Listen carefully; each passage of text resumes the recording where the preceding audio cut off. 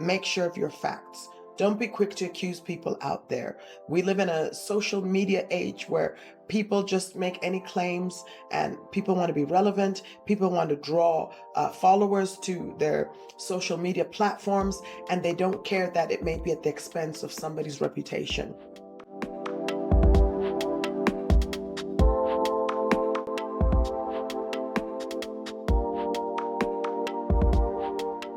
Hey fam, it's me again, and I'm here again to discuss with you on the topic of false accusation. So we're doing a series on false accusation, and in the last session, the part 1 of false accusation, I just introduced the subject and said, listen, I've been a victim or I've been a survivor of false accusation, and I know you out there have been also suffered false accusation. And it's very painful. It's extremely painful to be accused of something you didn't do. I remember when I was a little girl and, sometimes I'd be blamed for something that one of my younger cousins did.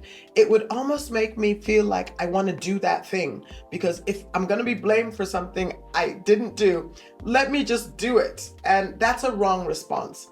And we're going to be talking about what are the right responses. I'm a lawyer. I'm trained as a lawyer, been a lawyer for almost 4 decades now.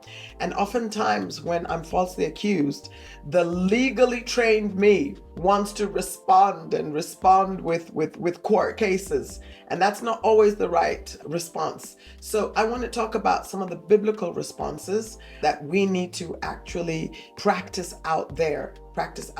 We always want to make sure that truth is spoken and that it's spoken in love. But let's talk about some of the things we must do and some of the things we need to avoid doing. So in the first instance, I want to say just about false accusation. If you're a believer out there, if you're a son of God, and you have participated in any way in false accusation, I do want to urge you to say, please make sure of your facts. Don't be quick to accuse people out there. We live in a social media age where people just make any claims and people want to be relevant. People want to draw followers to their social media platforms, and they don't care that it may be at the expense of somebody's reputation. People have committed suicide. People's marriages have broken down. So many negative things have happened, and people have fallen into depression because of false accusation, where false rumors were perpetuated out there and people lost relationships, jobs, ministries, all sorts of things. So if you're a believer, I want you to know that accusing people falsely is not something that believers are supposed to do. It's the job description of the devil, and we don't need to help the devil in his job description of accusing brethren falsely. So I want to lay that out there. Please avoid accusing others. Check your facts. I always try to make sure I check my facts because I don't want anybody instituting a claim or a court case of defamation of character against me. Check your fact. Ask yourself, do I need to release this information? Is it important? Is it truthful? Is it relevant? How helpful is it going to be? So those are some very important questions we need to ask ourselves. So true submitted believers, sons of God, we do not participate in false accusation. We are actually commanded not to accuse our neighbors falsely. And the Bible actually describes people who accuse others falsely. It describes them as evil, Exodus 20. Verse 16 tells us, you must not testify falsely against your neighbor. Exodus 23:1 also says, you must not pass along false rumors. Check the rumors. You must not cooperate with evil. Passing along false rumors is evil. You must not cooperate with evil people by lying on the witness stand. Deuteronomy 5:20 says, do not give dishonest testimony against your neighbor.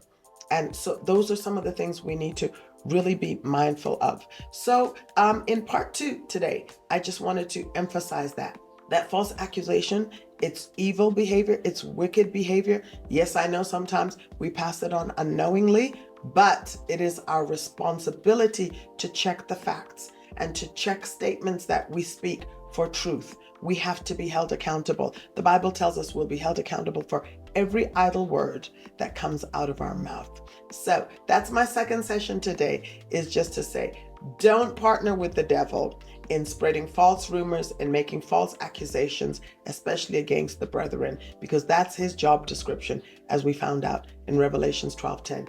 His job is to falsely accuse the brethren. So join me for the next session of part 3 of our sessions on false accusation.